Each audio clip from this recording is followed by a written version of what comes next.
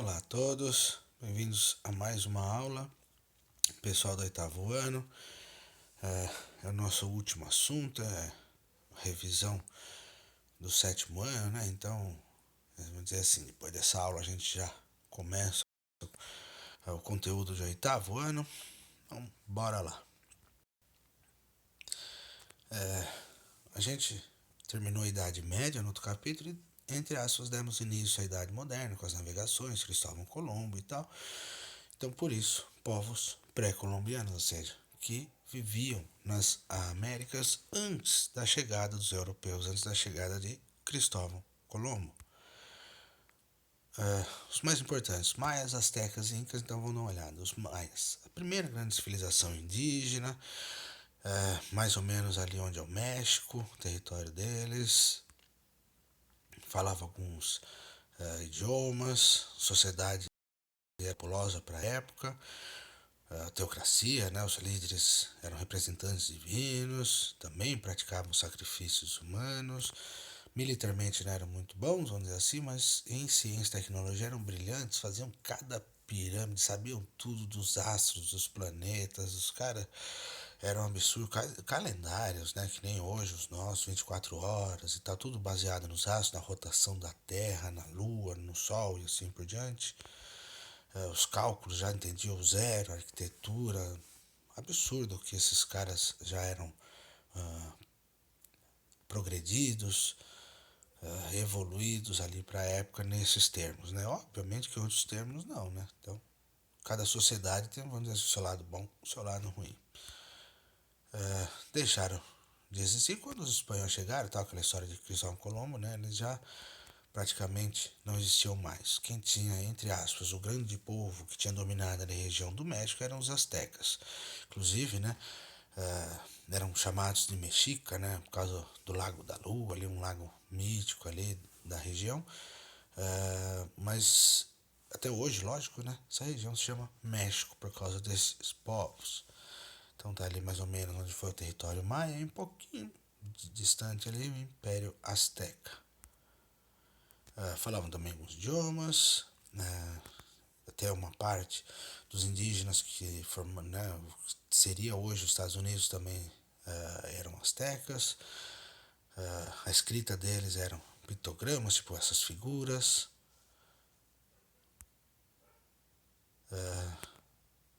Os militares tinham poder, era muita gente, né? Mas então quem tinha o poder eram os militares, mas quem administrava era o sacerdote, o religioso. Também faziam sacrifícios humanos. Também tinham construções absurdas, uma arquitetura absurda. Sabe que era a maior cidade, é complicado falar, Tenochtitlan, alguma coisa assim, acho que pouca gente sabe falar esse nome correto. Mas essa cidade absurda, fantástica. Infelizmente, né, depois, quando os exploraram, né, a Igreja Católica destruiu e construiu, né, igrejas católicas em cima. Mas hoje é a atual cidade do México, né, que é a capital do México. Tem muita importância até hoje, então tem aí umas imagens dessas cidades aí da época. Muito, muito vistosas, assim, né?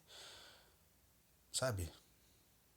Que até hoje deixa a gente de boca aberta. Desenvolveram a ciência, o calendário já tinha 365 dias, os médicos já tinham, né, uma ideia ali de ciência bem interessante e foram, né, acabaram perdendo ali o seu império, foram destruídos ali pelos espanhóis. Obviamente que os espanhóis não iriam, entre aspas, fazer isso sozinhos, então tinham armas, tinham inclusive doenças, né, a gripe e tal. Isso aconteceu em todos os lugares, com os astecas, com os incas, né? Então as armas que os espanhóis tinham, a gripe, né, as doenças que eles traziam, que aqui os indígenas não conheciam, então morria todo mundo, parecido com o que está rolando, por exemplo, com a pandemia hoje em dia. E obviamente, se esse império azteca era tão grande, tão grandioso, né, eles tinham dominado povos antigos, eles tinham feito escravos, eles tinham, né, matado gente para isso, para dominar o território. e outras tribos, outros indígenas. Quando os espanhóis chegaram, esses outros indígenas que eram escravizados, que sofriam na mão dos astecas, eles se juntaram aos espanhóis. Então, os espanhóis tinham arma, tinham um império grande, inclusive, tinha um exército grande, inclusive, né, feito por muitos indígenas. E as doenças, ou seja, os astecas foram destruídos. Lógico, como eu disse, os incas também, mas vamos falar deles agora. Os incas estão na América do Sul, na região principalmente de Bolívia e Peru. Mesma coisa, dominaram as tribos vizinhas, fizeram um império grandioso, chegaram a dominar ali regiões praticamente Peru, Bolívia, Chile, Argentina, Colômbia, Equador, ou seja, quase a América do Sul inteira. Era um povo que vivia nos Andes e tal, então também guerreiro, falavam quechua, não tinham escrita, mas tinham tipo os quipós, assim, um sistema de número, de escrita que era feito em corda, que pouca gente entende hoje em dia. Alguns artefatos incas. O Inca era o filho do sol, né? Era o grande imperador, então Deus da terra, tipo assim, era uma divindade. Também praticavam sacrifícios humanos, né? Também matavam pessoas em homenagem ao Deus Sol. Império Inca grandioso, importantíssimo. A capital era Cusco, que hoje fica no Peru. Não é a capital do Peru, a capital é Lima, né? Mas Cusco é uma das cidades mais importantes do Peru e considerada a capital histórica do mundo, ou seja, quem gosta de história, quem de repente quer estudar história, alguma coisa assim, se possível, vai viajar para Cusco, vai conhecer esse lugar. Machu Picchu, uma outra cidade muito importante para os incas. Tá aí a imagem de Machu Picchu, muito famosa, bastante conhecida aí, televisão, internet e tal. Os incas construíram estrada, apesar de não conhecer a roda, né, mas construíram estradas para se movimentar, para né, fazer comércio, levar uma coisa de um lugar para o outro. Prédios complexos, arquitetura, né? Sabia tudo de matemática, de geometria. E mesma coisa, quando um espanhol, Fernando Pizarro, chegou lá também, doença, né? Os inimigos indígenas que eles tinham se juntaram aos espanhóis, as armas e tudo, e aí não teve jeito, os incas caíram, perderam, né? E os espanhóis dominaram o território inca. Pindorama era a terra das palmeiras, ou seja, isso aqui é um outro território, isso aqui era como o Brasil era chamado pelos indígenas que aqui viviam. Então, Pindorama, né, que depois mudou de nome, óbvio, começou a se chamar Brasil. Os índios, que erroneamente eram chamados de índio, né, se vocês se lembrarem, Cristóvão Colombo achou que estava na Índia, chamou tudo de índio, mas os portugueses de início não chamavam o que hoje, né, comum, índio, indígena, as pessoas falarem.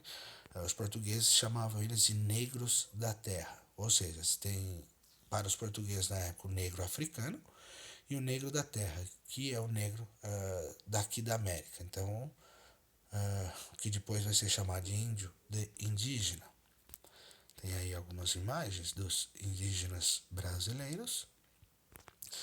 Os Tupi-Guarani são os mais famosos, assim, de repente aqueles que entraram para os livros de história, deram origem a uma língua que foi falada pelos portugueses e tal. A ideia era eles saírem, vamos dizer, do interior e dominar o litoral, e lógico, né, dominar, se possível, todo o território brasileiro. Muitas tribos, inclusive tupis ou não tupis, fizeram parte do Brasil antes da chegada dos portugueses, os Potiguar, Tremembé, tem toda aí a região, como eles viviam. Tabajara, os Caeté, Tupinambá, os Amoré, os Tupiniquim, os Goitacá, Temiminó, Tamoio, Carijó, ou seja, tem aí na costa, né, no litoral onde as tribos ficavam, tem os povos indígenas que eram espalhados pelo Brasil na época, mais ou menos onde viviam. Como eles viviam? Praticavam eugenia, então os mais fortes sobreviviam, quem tinha algum defeito, alguma coisa, normalmente era colocado no mato e deixado lá, né, para morrer, né, para não sobreviver. Já tinha, de certa forma, um divórcio, uma separação de mulheres e homens. No máximo 2 filhos eles tinham para não ter problema de transporte, problema de alimentação, ou seja, para não ter pobreza, né? A tendência é que quanto mais filhos, a tendência é que se fique mais difícil sustentar, ou seja, a pobreza seja maior. Tem mais umas imagens. Os remédios, né? Normalmente eles tiravam da mata. A maioria dos remédios que nós compramos na farmácia hoje são originais de plantas. Os indígenas brasileiros cultuavam deuses relacionados à natureza, inclusive um mais famoso chamado Tupã, que muita gente acha que é o grande deus, né, e tal. Na verdade seria como eles representavam o raio, né, tipo o raio Tupã, né, a explosão do raio na Terra, e achavam que era o nome do deus, mas não era, era algo relacionado ao raio, aos deuses, ao céu e assim por diante. Mas de qualquer forma são vários deuses indígenas brasileiros, praticavam guerras normalmente por causa de esporte, vingança e tal. Tinham armas químicas, inclusive. Uma outra situação era chamada antropofagia. Os indígenas comiam outros humanos, muitas vezes por causa de vingança, mas era um ritual que podia durar anos. Então, o canibalismo, como alguns falam no popular, mas vamos dizer assim, o mais correto, antropofagia. Muitos indígenas brasileiros se alimentavam de outros seres humanos, matavam outros humanos e se alimentavam. O escambo, a troca de mercadoria, então os indígenas faziam trocas entre eles, e quando chegaram depois, né, os portugueses também iriam fazer trocas de início com os portugueses, depois iam ser escravizados. Então é lógico que eles não queriam ser escravizados, mas aí a gente fala disso mais para adiante. Então o escambo, né, a troca, você dá uma coisa e pega outra coisa em troca. O contato, né?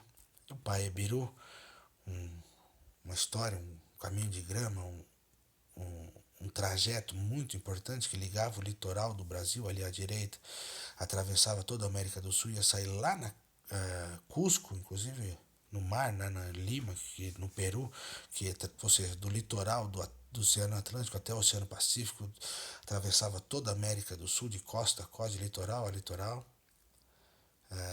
Ligou o Brasil, muitas partes do Brasil, inclusive os bandeirantes utilizaram, inclusive esses caminhos até hoje são chamados aí, sei lá, de Anhanguera, Rodovia Bandeirantes, sabe, esses nomes assim, Fernão Dias e tal, ou seja, esses nomes que a gente tem hoje da Estrada Zero, nos antigos Paebiru. A Amazônia, inclusive, pode ser uma floresta plantada por seres humanos, não há prova disso, mas é possível. E os indígenas, infelizmente, foram praticamente exterminados. Se a gente for pegar indígena com DNA mais próximo do que seria o DNA do indígena nativo dessa época, 97% teria deixado de existir. Então, né, é muito complicado. Os povos indígenas foram praticamente exterminados, né, pelos europeus. De qualquer forma, com a descoberta de Cristóvão Colombo, sabia-se que agora tinha um novo continente, né, que iria ser chamado de América. E aí tudo, né, América do Norte, América Central, América do Sul, né, o continente americano são esses três, são tudo isso. Então criou-se o Tratado de Tordesilhas, ou seja, está aí assinado, inclusive pelo Papa, vai dividir o mundo no meio. Então, metade é da Espanha, metade é de Portugal. Se a gente analisar, tem o risco ali da direita, ali na Ásia e tal, e tem o risquinho aqui da esquerda, o Tratado de Tordesilhas. Analisa, tem um pedaço em amarelinho mais claro ali, ou seja, é onde manda o português. Então, um pedaço do Brasil pertencia a Portugal. Então, Vasco da Gama era um navegante português, ele chegou e conseguiu desvendar, daí o Vasco da Gama, deixa eu colocar aqui, ó, ele conseguiu achar um caminho para a Índia. Os caminhos por terra agora eram dominados pelos muçulmanos, então os europeus tinham que ir pelo mar. Atravessava toda a África, dava a volta ali embaixo no Cabo da Boa Esperança, aquela história que a gente já viu de Bartolomeu Dias, e vai dando a volta na África até chegar na Índia. Pronto. Agora, este comércio com a Índia tem como se fazer pelo mar, tem como se fazer pelo barco. Lisboa, capital de Portugal, vai ser muito importante, vai ter dinheiro, vai ter pessoas de todo mundo, era uma das capitais mundiais, chamada Idade Moderna, né? A Era Moderna tem início com essas navegações e, obviamente, um pedacinho, vamos dizer assim, das Américas, que era o Brasil, pertencia a Portugal por causa do Tratado de Tordesilhas. Ou seja, quando Pedro Álvares Cabral, que era mais militar que navegador, ia fazer a sua primeira missão, Portugal falou: você vai para a Índia. O Vasco da Gama tinha descoberto o caminho. Então, Pedro Álvares Cabral foi mandado para a Índia. Só que, no meio do caminho, tem um pedacinho lá na América que pertence a Portugal. E já tem gente querendo invadir lá. Já tem espanhol indo lá. Já tem francês querendo ir para lá.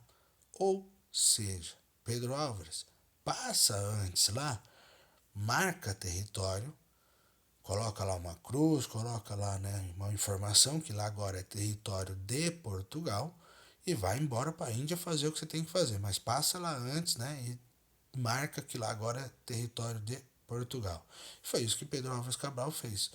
Foi para a Índia, passou no Brasil no dia 22 de abril de 1500, ficou aqui só 10 dias, colocou lá a cruz, fez uma missa, tal, marcou o território e foi embora para a Índia. Foi embora para a Índia, fez o que tinha que acontecer lá, teve guerra, teve tudo, fez o comércio, voltou para Portugal, brigou com o rei de Portugal, inclusive, ninguém nem mais falava desse cara aí, Pedro Álvares Cabral. Séculos depois, anos depois, quando, entre aspas, quiserem inventar que Portugal descobriu o Brasil, aí pegaram essa data, pegaram esse cara e fizeram isso. Mas na verdade, ele é o primeiro português a vir para o Brasil, sim, mas não foi nada descoberto, já se sabia, inclusive Portugal já sabia que esse território era dele. Então a ideia era marcar território, iniciar uma colonização do Brasil.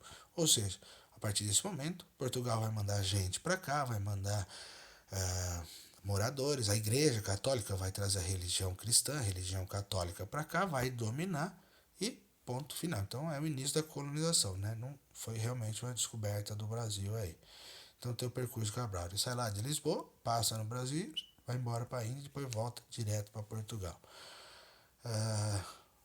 Indígenas acabaram indo parar na Europa nessa época.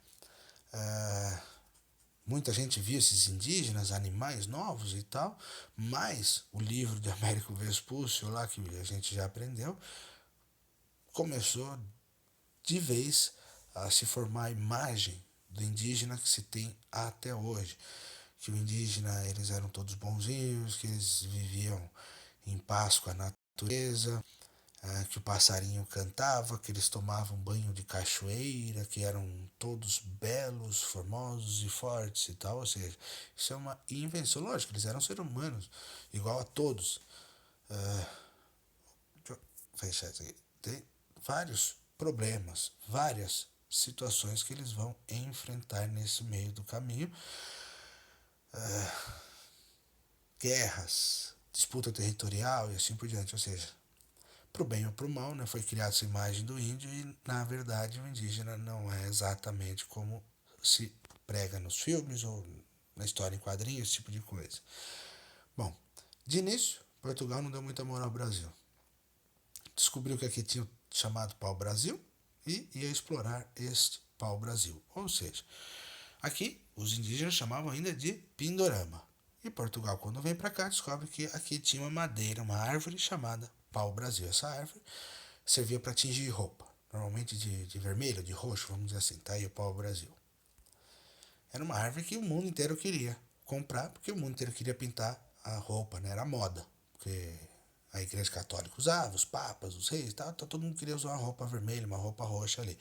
Então tava na moda aí, vamos explorar pau-brasil. Ixi, tiraram tudo o que puder de pau-brasil. Normalmente quem cortava o pau-brasil era indígena, dava essa madeira para o português dava troca, né, o escambo, a troca ali, e o português levava essa madeira embora e vendia.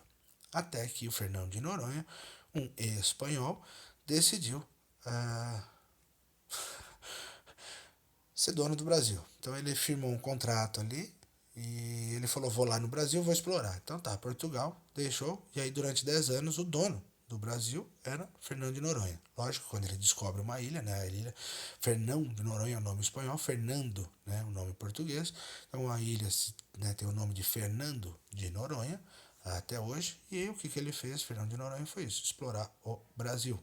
Só que de qualquer forma, essa história do pau-brasil teria no popular, na televisão, onde normalmente se vê, dado origem ao nome Brasil. Então, né, o pau-brasil, por causa do pau-brasil, aqui é o Brasil. E aquele que trafica o pau de tinta, o pau-brasil, aquele que, né, faz a tinta vermelha, a tinta roxa, era chamado de brasileiro. Então, duas coisas: o nome Brasil vem por causa do pau-brasil? Não.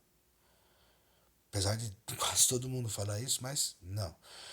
O que vem do nome pau-brasil é o nome brasileiro. Então nós somos até hoje brasileiros por causa do pau-brasil. O problema é que se a gente fosse escrever assim na gramática correta, tipo entre aspas, no português correto, o correto seria brasiliense. Aquele que foi nascido no Brasil, nativo do Brasil. Mas, e o brasileiro, o que é? Não, aí é uma profissão, entre aspas. É aquele, né, que vende o pau-brasil. Então, a profissão brasileira, vamos dizer assim, acabou gerando o povo brasileiro. Apesar de estar escrito errado, não tem problema, até hoje todo mundo é brasileiro e ponto final. E, né, tá aí até o pau-brasil dando origem ao Brasil. Mas o nome Brasil vem por causa dessa ilha chamada Rai Brasil. Era uma ilha que ficava andando pelos mares e tal. Era uma lenda, essa ilha nunca existiu, apesar de muitos acreditarem e tal. Mas era uma ilha lendária, onde lá... deixa eu só avançar aqui. Onde essa ilha lendária seria tudo legal, tudo da hora, a ilha da bem-aventurança, lá é tudo bom, lá é tudo um paraíso, lá é tudo maravilhoso.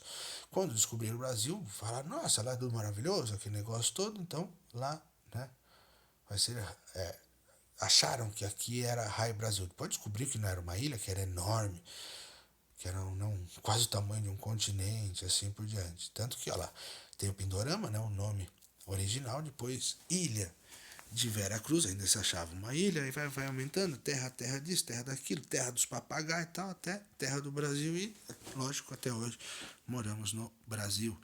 E apesar de escrito errado, somos brasileiros. Opa, voltou aqui, peraí, deixa eu avançar lá para onde a gente estava. Ih, caramba, voltou bastante. Deixa eu só avançar aqui rapidinho. Chegando. Pronto. Então, Portugal no início não dava muita moral no Brasil, só esperava pegar o pau-brasil. Os espanhóis já tinham estado aqui, inclusive, né? Antes de Pedro Álvares Cabral já teve espanhol pisando e tentando conquistar território lá no norte e nordeste. E logo depois de Pedro Álvares, os franceses tentaram tomar lá o sul do Brasil, Santa Catarina. Portugal chegou à conclusão que tinha que vir colonizar, mandar gente, senão isso aqui ia virar terra de espanhol, terra de francês, e Portugal ia perder tudo. Então Portugal começa a mandar gente, manda Martim Afonso de Souza, primeiro capitão do Brasil. Ele deveria trazer leis, animal doméstico. Aqui não tinha cachorro, não tinha gato, esse tipo de coisa, então não tinha vaca, né? Não tinha cavalo. Então eles trouxeram esses animais, vieram degradados e colonos. Muitos começaram a plantar cana-de-açúcar, que até hoje o Brasil vive da cana-de-açúcar, faz 500 anos que o Brasil vive disso. Cada vez mais vai ter gente se expandindo. E aí, cadê Martim Afonso? Ele encontra Diogo Álvares Corrêa na Bahia. O Caramuru era um cara que provavelmente tinha sido náufrago, caiu do barco, foi jogado do barco, uma coisa assim, foi parar lá entre os índios nadando e viveu entre os índios. Já manjava tudo ali entre os indígenas. Martim Afonso sai ali da região da Bahia, onde depois, junto com o Diogo, ali o Caramuru, eles vão fundar, né, a primeira capital do Brasil, Salvador. Ele vai cada vez mais ao sul, chega perto de São Paulo, Santos, né, e funda São Vicente, o primeiro núcleo de portugueses no Brasil, onde as primeiras casas realmente onde os portugueses vêm morar no Brasil. Aqui ele conhece João Ramalho, também é um português que provavelmente tinha caído do barco, alguma coisa assim, que já vivia entre os indígenas, inclusive, né, era casado com a filha do cacique e tal, chamado aí um dos mais principais aí na formação de São Paulo e tal. Então, Martim Afonso vai dar início ali na Bahia, vai dar início a São Paulo e assim por diante. Então, Portugal decide agora fazer capitanias hereditárias, ou seja, vamos dividir o Brasil em territórios, faz uns tracinhos ali, cada lugarzinho desse vai mandar um capitão, por isso capitania hereditária, e hereditária porque esse capitão morreu, fica pro filho dele, né? Então vai ter um chefe ali, um capitão. Vai plantar açúcar, vai ter fazenda, vai lá do Maranhão até Santa Catarina, aquela história, no Maranhão é onde teriam chegado, né, Vicente Pinzón, os espanhóis, antes de Pedro Álvares, e até Santa Catarina, lá onde estavam indo os franceses. Então Portugal decide dominar tudo, faz essas capitanias hereditárias. O açúcar, a plantação de açúcar, muito cruel, com o tempo vai dar início à escravidão. Complicado, né, se a gente for pensar, mas a gente vai falar mais de escravidão. Deixa eu só ir avançando aqui. Ou seja, começa uma escravidão indígena larga escala, começa o tráfico negreiro, ou seja, não está dando conta o tanto de indígena que está virando escravo, vai-se na África pegar mais escravo.